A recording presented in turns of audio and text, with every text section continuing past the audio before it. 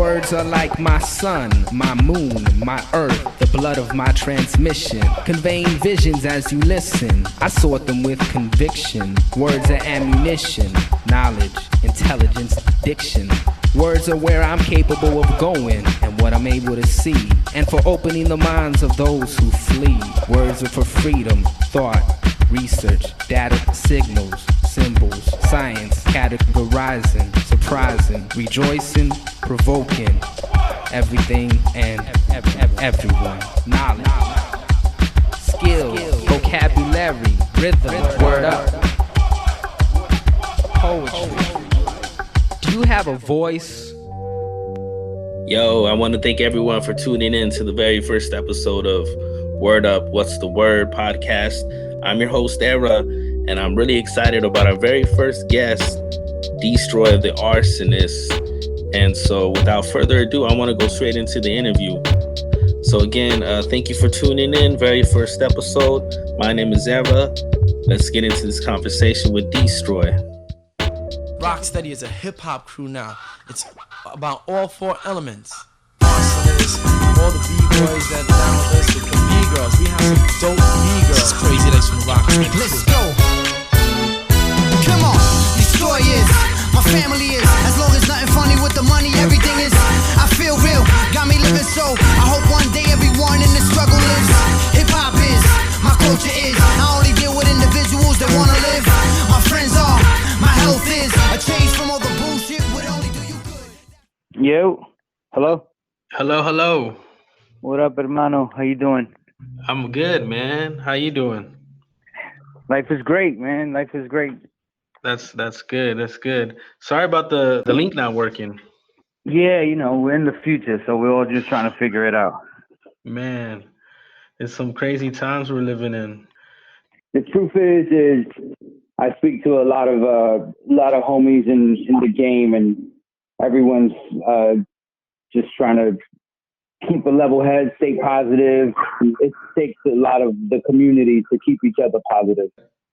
You know, one of the things is that a lot of people seem to be more accessible or just online, you know, forced to be online. And so I think some positivity has been able to come out of it as far as the creative side and being able to link with people that, you know, you may not have been able to before.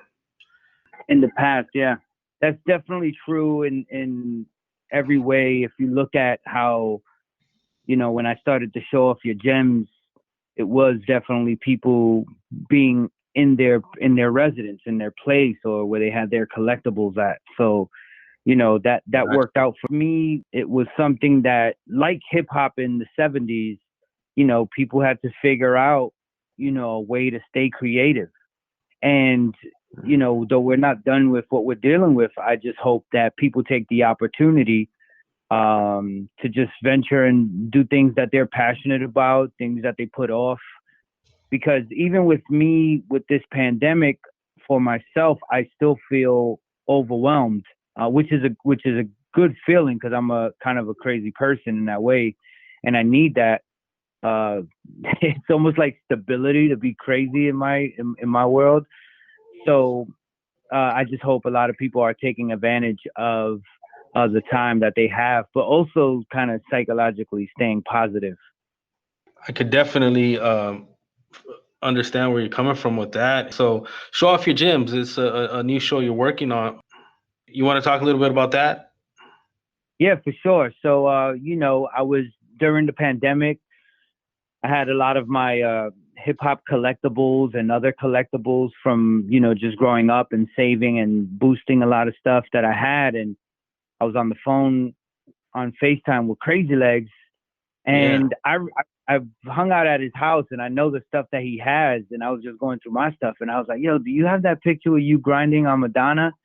And then he had it right there. And then I was like, do you have the one where you dancing in front of Queen Elizabeth? And then he had it right there.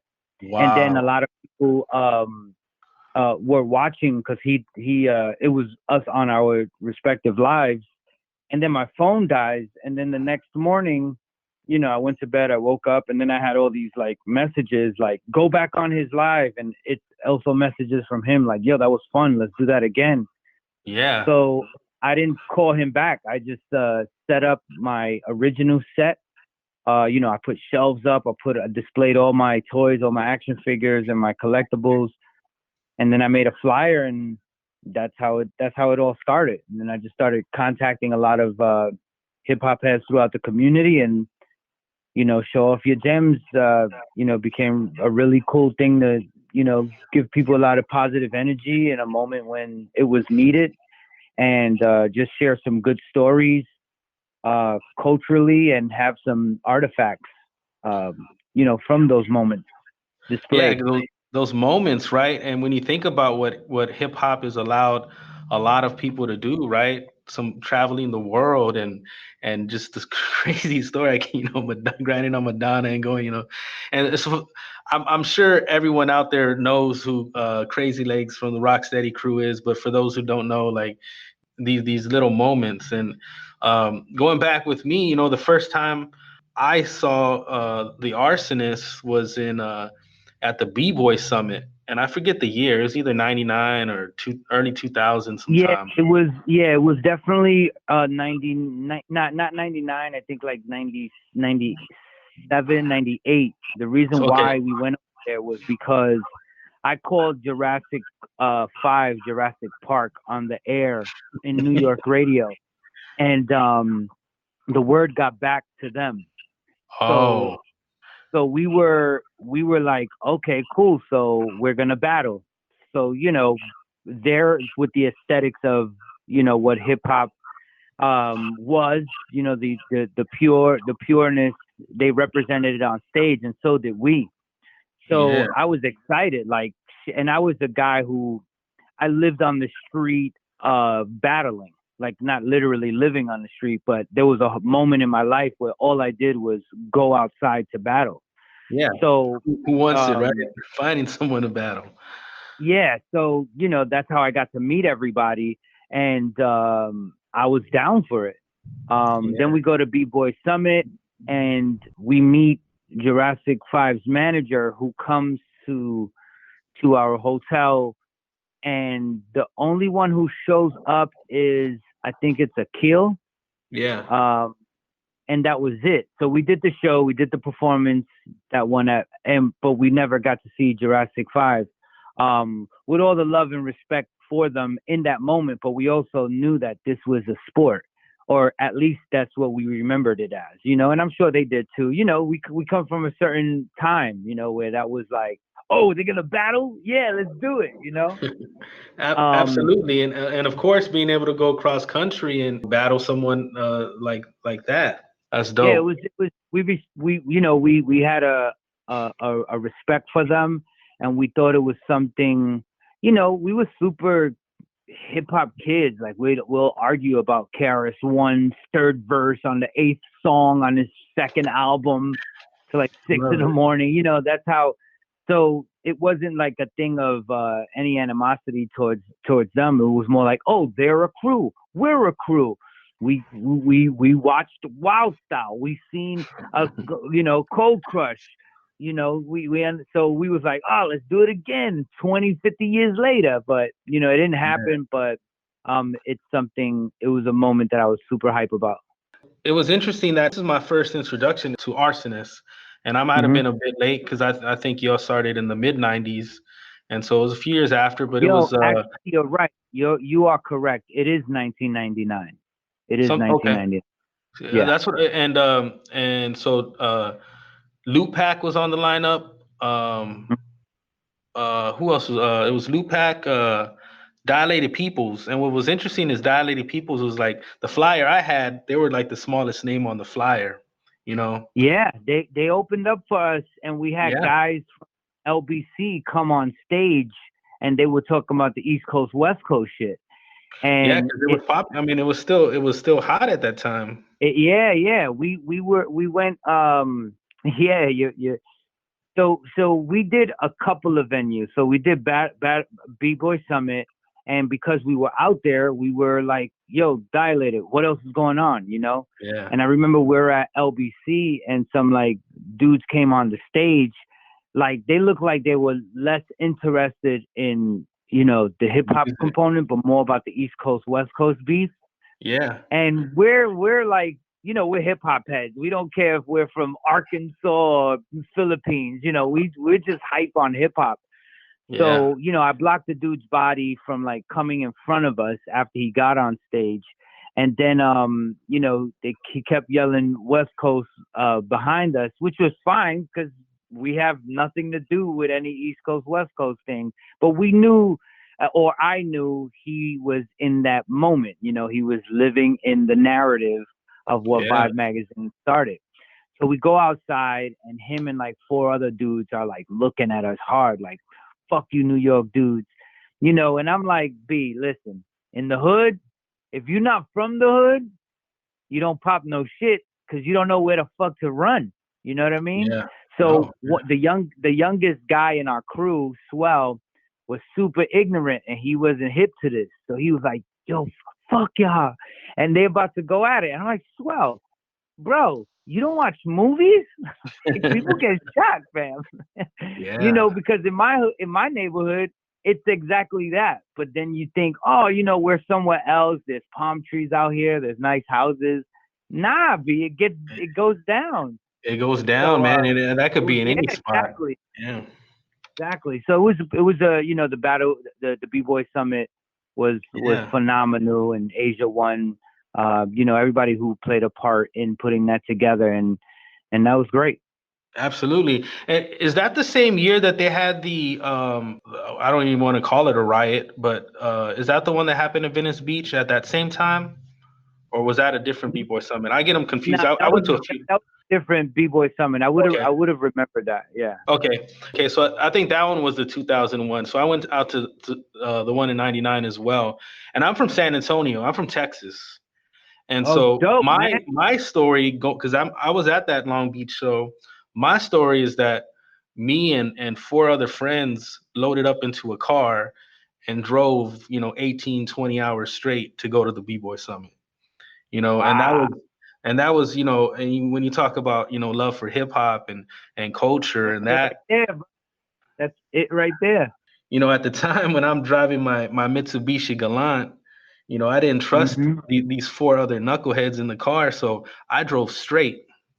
And so the first day at the B-Boy Summit, like, I think I slept because I was so tired. Everyone else was crashed out in the car sleeping. I was like awake the whole time. So I missed that first day. We did that able to selling cassettes. So I had made a bunch of cassettes. I erased the audio from the original artist. It was like a single, like, remember those maxi singles? Yeah. So I erased the original music. Yeah, we had like a couple of thousands of them from a record label, and erased the music, put a new sticker over it, and then resold those in New York City with the Arsonists session and Halloween on the A and B side. And we used that money to go to B-Boy Summit.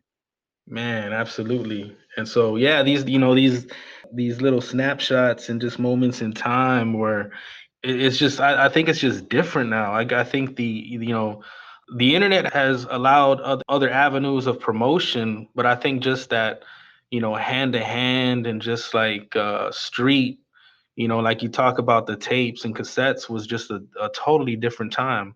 Let me so when you meet a girl, you're young and you guys don't really know what to do yet, but you got butterflies in your stomach, you know what I mean? And then you start getting down into it.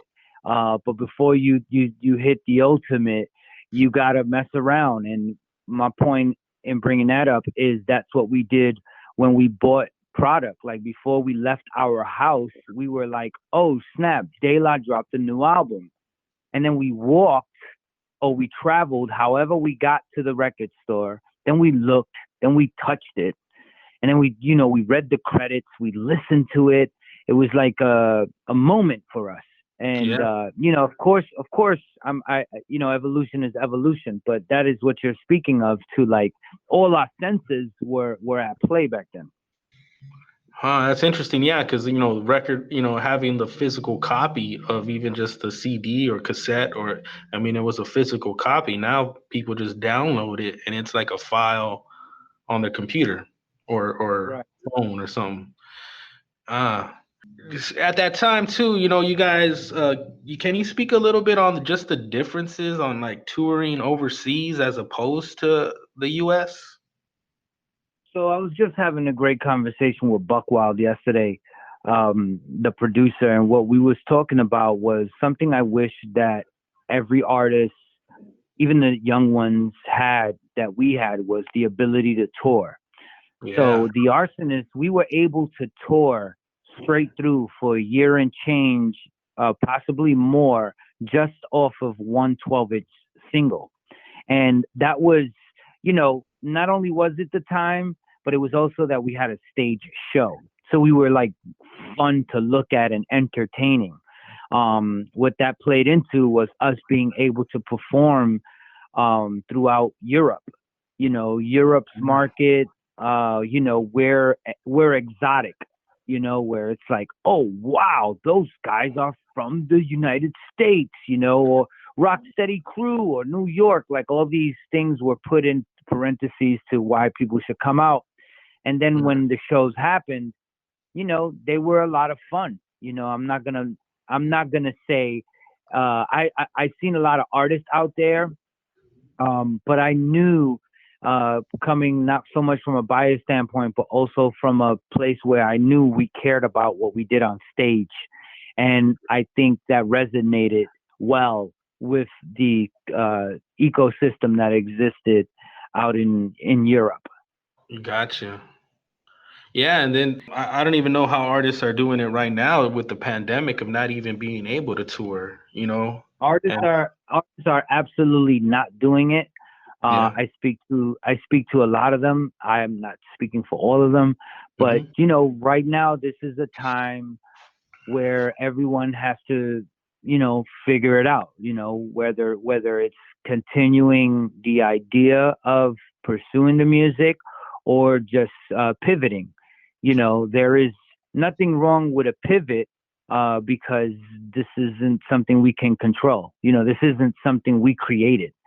So it's much bigger than us. And I only say that to like more of a, hopefully artists are not being restricted or limiting themselves. Gotcha. To just one hustle. Because I tell you, everybody from DJ Premier to myself to Tony Touch to Static Selector, we have more than one hustle, and that's how it works. Even Busta Rhymes and all these people, they all have more than one hustle. You know, Nas, they have all different hustles. So that's what it's kind of like, something that a lot of artists or just human beings overall, you know, just to sustain. But I know you're asking specifically artists and music. People are still releasing music. You know, Static Selector has his new album coming out Black Friday next week on the 27th. And I was there for the process, and I watched him, but it was good because it kept him occupied during this whole pandemic. You know, and that's the thing, I guess, having time, definitely when we were quarantined, you know, it was like, you don't really have an excuse now if you were putting off that project and if it was an excuse of time, because at least for myself, a lot of times, you know, creativity does come from dark spaces or places, right? And right. So, you know, going back to something you said, you know, to come from darkness, what's great is that New York City had a serious blackout in 1977. Okay. And so hip hop was already, you know, coming up. In those blackouts, there was looting. And in those looting opportunities, they stole electronics where people would get speakers, turntables, music equipment, and everything. And it's said that that's when, like, hip hop was really able to create its own music, like sample stuff, and that's when DJ started getting equipment and all that. and I say that because from that literal darkness came the culture that we fell in love with. Now getting back to your other question in regards to my evolution, I was, like I said earlier, it was all about pivot with the Arsonists. I created the Arsonists, and then I announced I wanted to do some solo records I already had with Tony Touch, and the guys, they felt different. They thought I was gonna forget my time with the Arsonists, but I already had the example of Wu-Tang and Method Man still representing Wu-Tang as he went solo. But you know, the guys, one of the guys didn't feel that way. So when we came back home in my first studio session for D-Stroy, they sat me down and they told me they didn't want me in the group anymore. And I was like tripping in my head because I created the group and all of them know each other because of me. Like none of them knew each other prior to, you know, I was the connector to everyone. Gotcha. So, you know, I looked at it and I looked at it as very, it was like a very petty move because they all agreed with me initially when we were on tour. So it was something where they kind of went behind my back, talked to each other on the phone, and then they ousted me. And I already had an opportunity to go to Raucous and then Matador. The record label we were on had first right of refusal on the contract for D-Stroy. So I stood with them for a little bit. But the reason why I say this is because when I was signed and starting working on my solos thing, Rock Raider and the Executioners was like, yo, why don't you come on tour? Why don't you come on tour with us as our hype man for the Anger Management tour with Eminem? So I was like, wow, okay, cool, that's dope. So I did that, and then I did another tour with them, and then I started a show on Sirius XM where I interviewed Kanye West, and I was making fun of Kanye West. This is like early. This is before he's that guy. You know what I mean? Like, yeah. And you know, he was kind of like not sure how to respond to my jokes. You know what I mean? I've been a funny dude for a long time.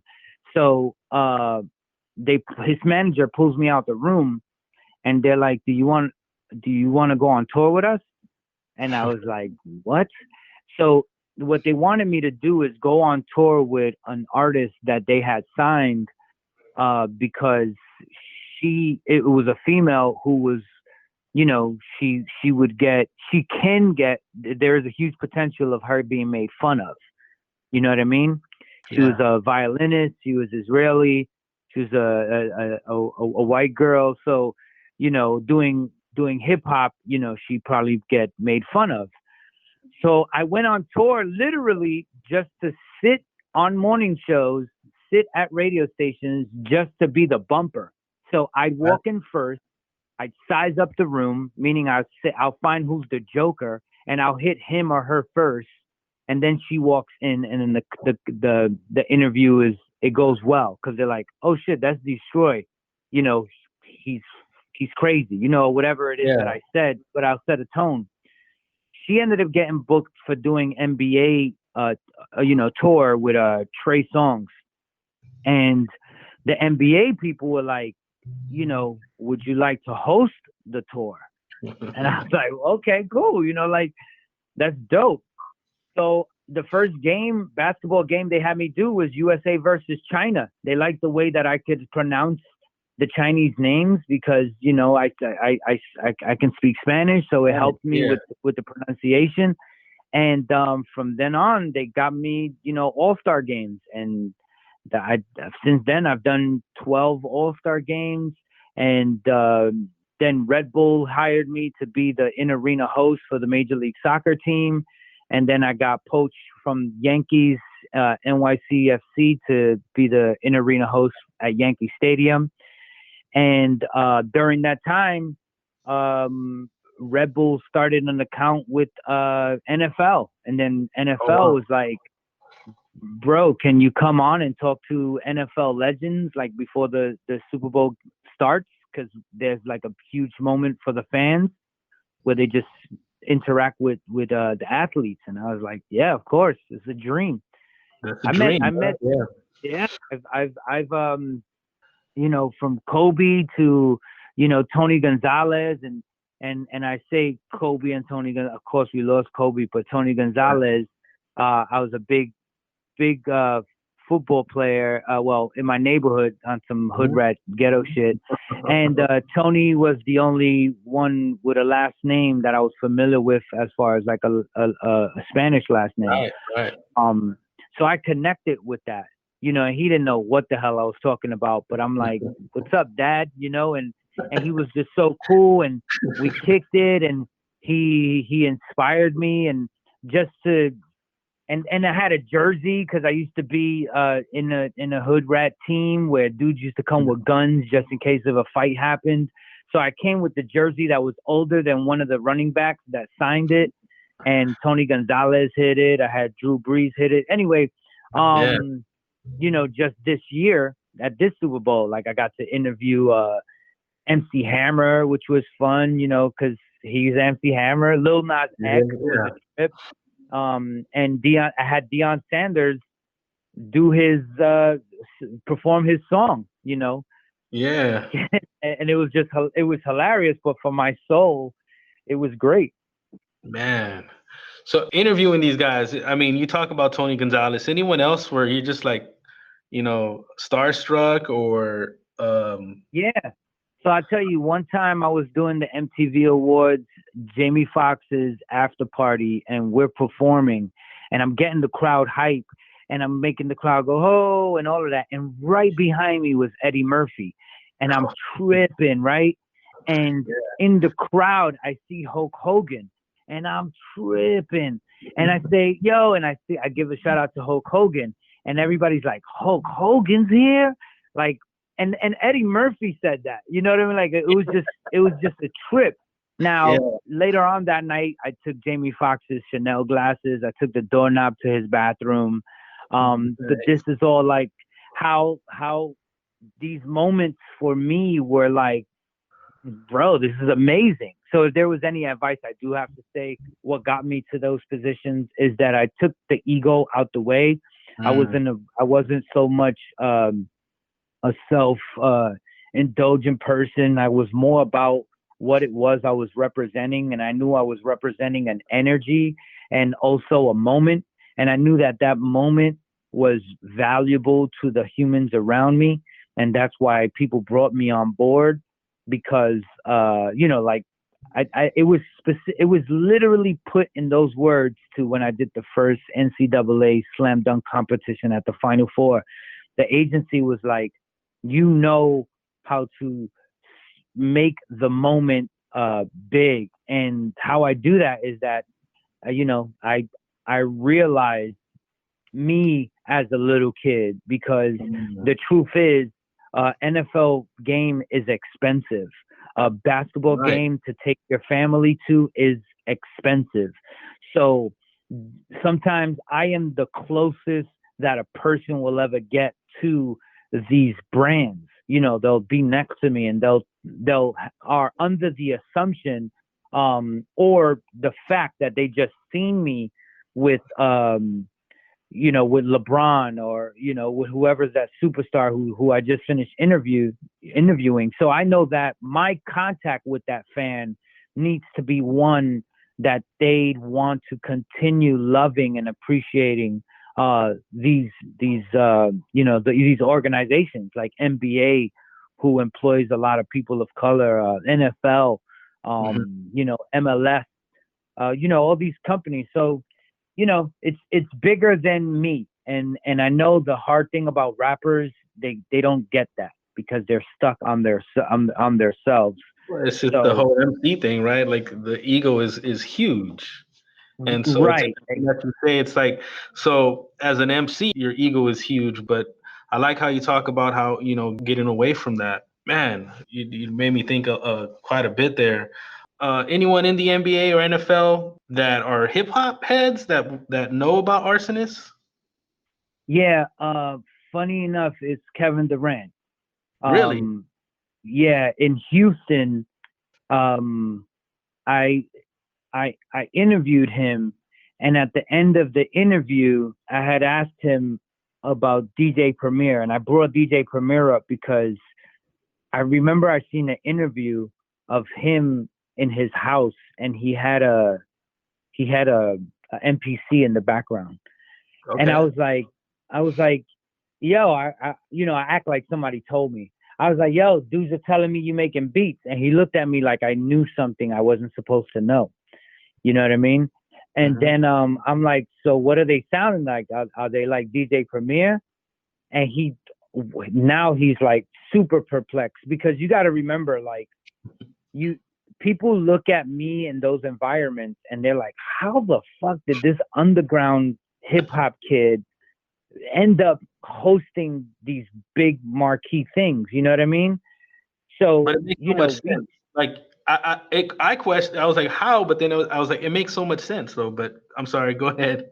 No, see, but that's, if a person knows, like, if you get the idea of energy, then you're like, okay, cool. But some people don't know. They'll just take it on paper. Like, okay, underground rapper who's, doing Lance Armstrong's birthday party, or Allen Iverson's birthday party. I'm doing Allen Iverson's birthday party, and it's the first time it's in his house, and the only people in the crowd, and I'm funny to even say crowd, it wasn't a crowd, it was like Allen Iverson, Dwayne Wade, LeBron James, and like 5 other super all-stars just playing cards, while the Roots and I and Jazzy Jeff and Mad Skills are performing for them. So I had to introduce the Roots, and Allen Iverson, he's alone, because the dance floor, there's no one, because there's nobody there. It was like a guy night paid for by Reebok. And he opens a bottle of Cristal, and I stop in my tracks, and I'm like, this is when I started seeing Cristal in music videos. And I'm like, yo, I never had Cristal. And he's like, and then he picks up the bottle, and he's like, this? You never had this? And he points at it, and I'm like, nah, that's great. And I'm not a drinker or a smoker, but I was just tripping, like, conceptually on stage at that moment.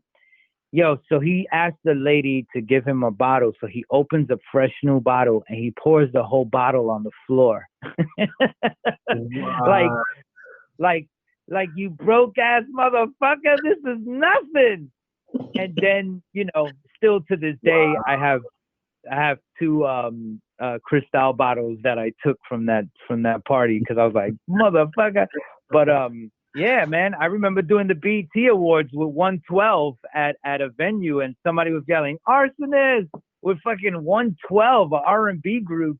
You just never know. I had like the guy who hired me at Nike to do the Lance Armstrong thing. He was an Arsonist fan, one of the people, the producers of the Super Bowl. He's like, yo, I had the poster in my room. Me and my brother used to rock your shit. And it's a trip, because it's like an afterthought.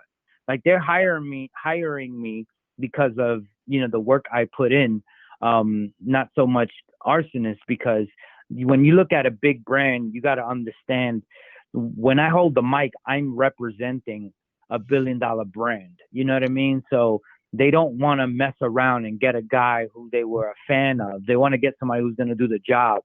So it's like an afterthought when they're like, yo, D, like, yo, I rock with the Arsonists, man.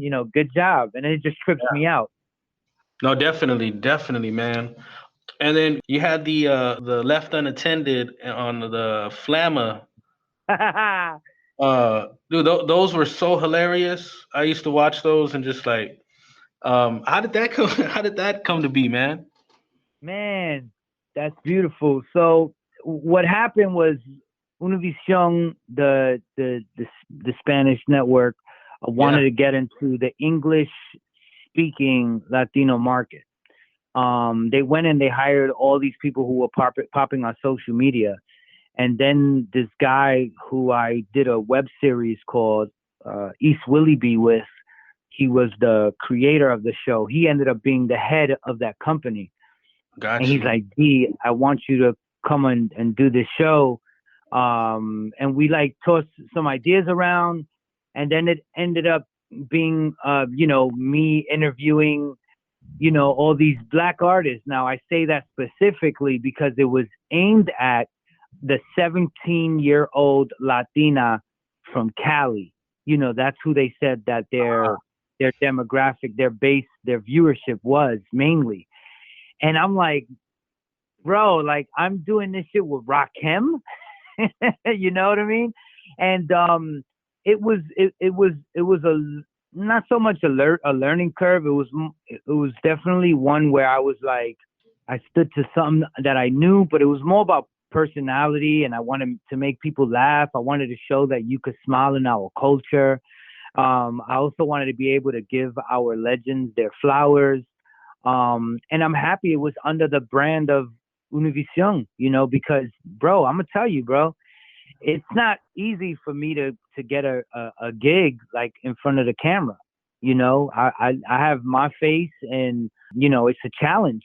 You know, I'm somebody with a very huge resume, and I feel I should have had some other network looks, but surprisingly, Univision, I'm not Latino enough, I'm not black enough, I'm not white enough. You know what I mean? So that's how I feel.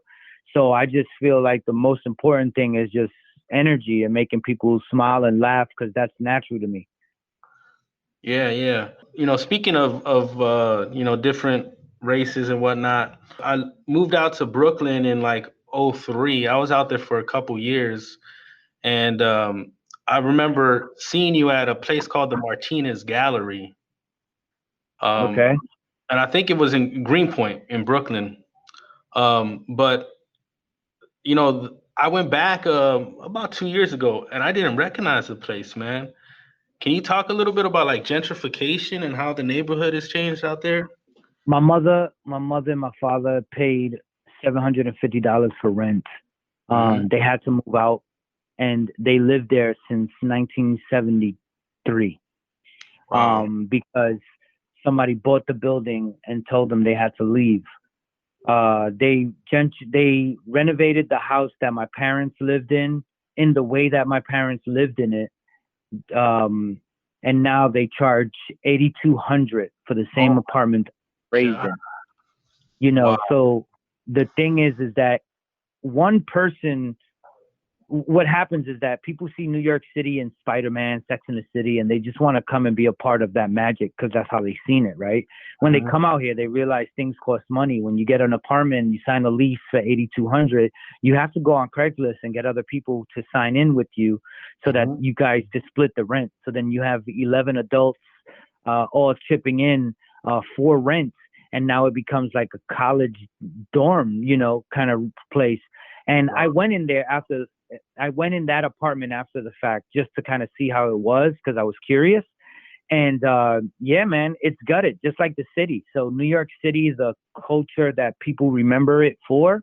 There's no reason that it would exist anymore, because there's an influx of outside influence only because the money is important. So, you know, it's unfortunate. It is what it is. It's evolution.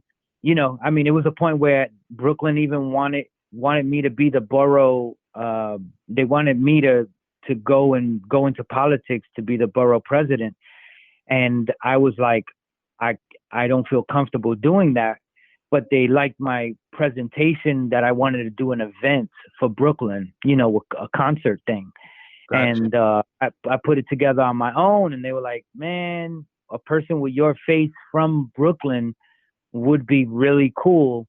And I'm not a fan of politics in that way. So I was just like, nah. But I also know that the reason why they wanted me to go is because they realized that the outside influence was bypassing the neighborhood. So like if you move there, you would go straight to City Hall to get a permit, besides going to your community board and talking to your community board to see what they thought about it.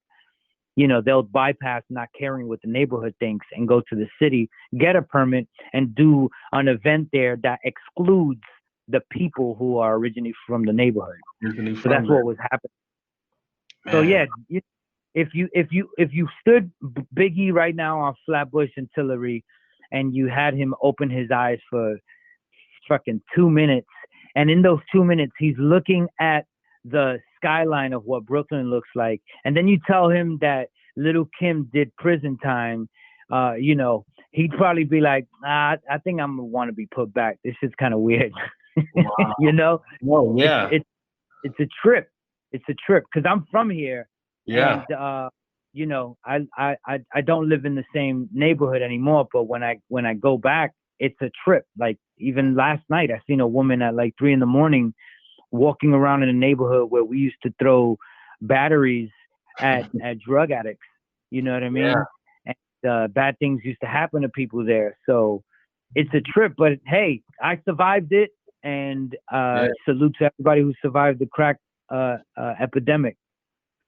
Yeah, man. You know, going back when I went to Williamsburg, you know, I was gonna go to a bagel shop that I used to go to all the time, and it's an Apple store, like Mac Apple, and I was just like, what? Like, it was just, yeah.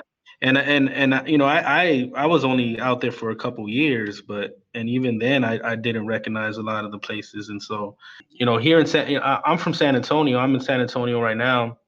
And even here, it's just there. Yeah, we have these apartment complexes going up downtown that I don't even know who affords those or what. But a lot of people are moving here as well. But I'm sure New York is on. Yeah, I got a couple of cousins from New York who moved to San Antonio. They opened up a barbershop and everything. Oh wow! You need to send me their info.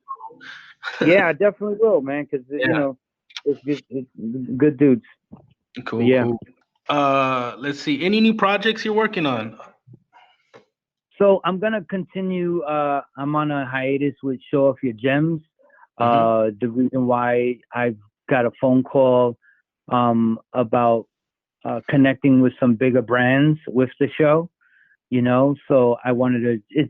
This is all self-contained. I posted on YouTube.com/I DStroy the full episodes that start on the IG Live, and it's been good because it's a community of collectors, people who enjoy stories, and I try to talk no negativity and just give everybody an opportunity to smile. As far as music and stuff like that, man, I was there throughout the whole process as Static Selector was creating his album. And even yesterday, as I was talking to Buckwild, I want to get back into it. But I think I seen an interview yesterday with Busta, you know, talking about everything. And it's a thing where it's like setting no expectations, but more now doing art, you know, and getting the art out there. So, you know, I'm not saying that I was going to do any projects, but man, I have a lot of fun. Tony Touch, who was my partner when I started this, recently called me like hype to do stuff. But, you know, I've been always teasing that I'm going to do something. But my goal is to chase happiness, to chase smiles, to chase good energy. And if it's something that'll make more people smile, then I'm going to do it. So if there's nothing on schedule other than Show Off Your Gems that I'm doing right. Well, man, I definitely wish you all the happiness and positive energy. I again, thank you for taking the time to even have this conversation. You know, as a fan of yours and even just, you know, seeing your career throughout the years, it's something definitely that I champion, you know. And, you know, I'm a high school teacher. I teach audio and visual classes here in San Antonio. This may be a part where I can maybe share with my students, or, you know, maybe not that I won't share the rest of it, but can you speak a little bit of just on education and the importance of education, or how you feel about it? So I've been involved with a couple of things. One thing is called Flocabulary, which was a program that utilized the ability to memorize lyrics. So if a kid, you know, we'd write a rhyme version of like Martin Luther King's story or the civil rights or just the American Revolution in rhyme form. And then kids would remember those lyrics. And then when they had a test, they'll just recite the lyrics and all the answers are in the verse. So we traveled throughout the United States, and that's been in like over 10,000 schools, maybe more by now. And then what that got me into was, the Board of Ed in New York City liked the way that I was speaking to kids. And then they brought me on board to speak to kids. So now what I do, or I've been doing for a couple of years, is speaking to kids who, they have, the natural pressures of being a teenager, identity, and sometimes they just don't know that there are tools out there for them to use to help them progress and make this easier road for them. But because naturally as kids, they're either rebellious or just kids, which is understandable. Some guidance is a great thing. My teachers were hard on me. My teachers weren't teachers. Like, I had to look at a person doing bad and saying, that's bad.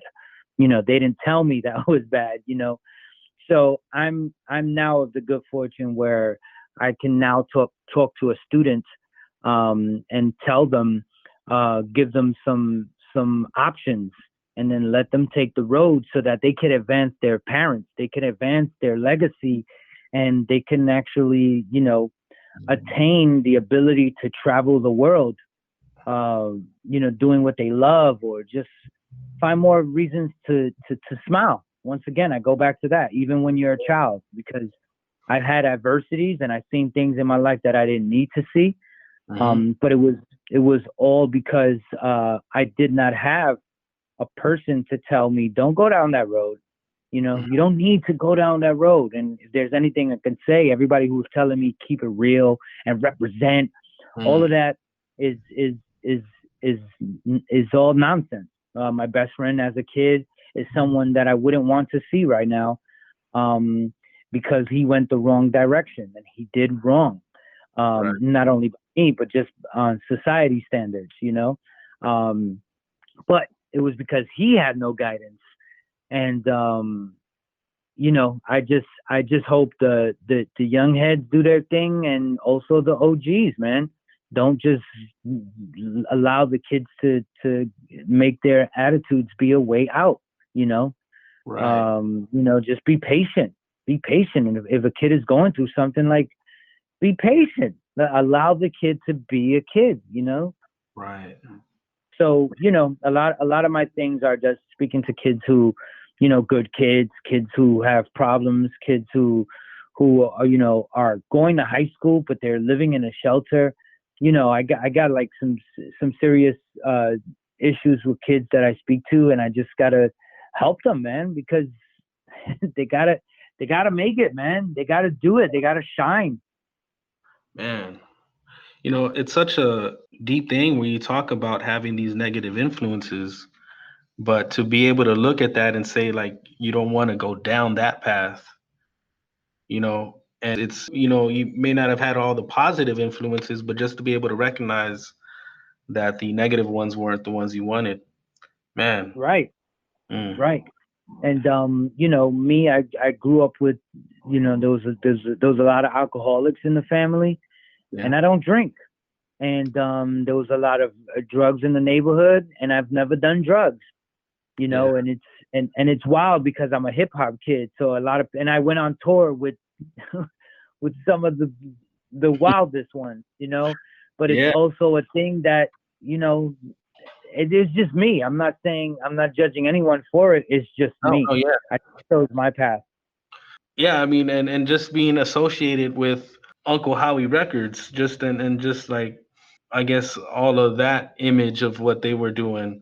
And I always looked at it as kind of a, Arsonists being both hip hop, but it was just the B-boy side versus the grimy, 40 and a blunt type of stuff. Well, the thing is, Arsonists were Arsonists. Uncle Howie Records was more of a key unique thing. We were all mutual homies. Yeah. But it was what it was. I wasn't rocking with around when Uncle Howie was happening, the Arsonists were well, at least me, I was kind of already moving on to doing my own thing, and that was kind of Q Unique's next phase of that angst, like that white boy rock and roll hip hop head angst energy that was there. But that was what they were representing. You know, that was not my wave at all. I was a bum ass hood kid, you know, hype about, you know, Transformers, and, you know, my D-Stroy 12-inch singles were about that imagery, and I didn't care about none of that thug shit, because I got stitches. I you know, I seen some shit, you know, but I had no desire to represent that. And even the Arsonists tell me, they were like, yo, D, it's so crazy that you was one of the wildest guys in the neighborhood, but when it came to hip hop, you were just joking and bugging out on songs. And I'm like, it's the peace, love, unity, and having fun is why I fell in love with the culture. Amen. You know, and that's what I believed it to be. Yeah, no, I definitely feel you on that, man. Anything else you want to add? Nah, I just where can people find you online? They could find me at D-Stroy on all social medias, Instagram, Twitter, on YouTube. D-Stroy without the letter E in D-Stroy. And that's it, brother. Like, everybody stay amazing, be kind to one another, and be great, man. Do more in your lifetime than your grandparents and your parents have done. Yeah. Famous words from D-Stroy. I appreciate it, my man. You got it, my brother. You stay amazing. Yeah, you too, man. Peace. Be great. Rocksteady is a hip-hop crew now. It's about all four elements. Arsonists, all the B-boys that are down with us, the B-girls. We have some dope B-girls. It's crazy that's from Rocksteady. Let's go. Come on, D-Stroy is, my family is. As long as nothing funny with the money, everything is. I feel real, got me living so. I hope one day everyone in the struggle lives. Hip-hop is, my culture is. I only deal with individuals that wanna live. My friends are, my health is. A change from all the bullshit would only do you good. That fresh air through your hood, I knew I would get from where I stood. You see, Bushwick kept my spirits down, till groupies in the crowd knew these lyrics now. I seen shit in the new light, trying to do right. Jet blue flights is where I debut nights. Custom made, so fuck them days where shit was tough and we cut with blades. No more robbing dudes from across the street. Toss the heat, I'm keeping people off their feet. Got me loving the time with the kids, wife in the crib. Head up all day because my life is the shit. No stress for haters, fresh and blazers, checks in Vegas. If you keep a stats, check the data. Fuck hugging the block or busting the shot. Act like a man and not like something you're not. And everything will be, you gangsters ain't, you thugs ain't. When they get murked for putting poison on the street, I'm like, nigga, fuck that. I said it's all, watch your back cause all the haters on the block ain't doing. George Bush ain't, corruption ain't. When a soldier dies in the line of duty, they like, was he black? Was he Latino? They get rich when we struggling.